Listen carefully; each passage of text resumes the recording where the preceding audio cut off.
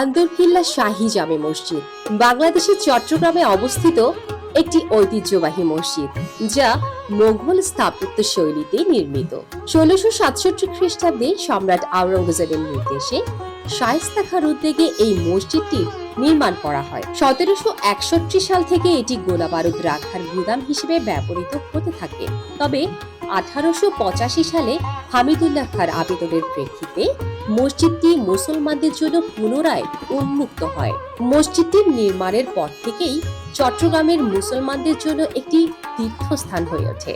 প্রতি জুমায় মুসল্লিদের প্রচুর সমাগম ঘটে এবং রোজা ও ঈদের চাঁদ দেখা নিয়ে এর ফয়সালা চট্টগ্রামের জনগণের কাছে গুরুত্বপূর্ণ ছিল।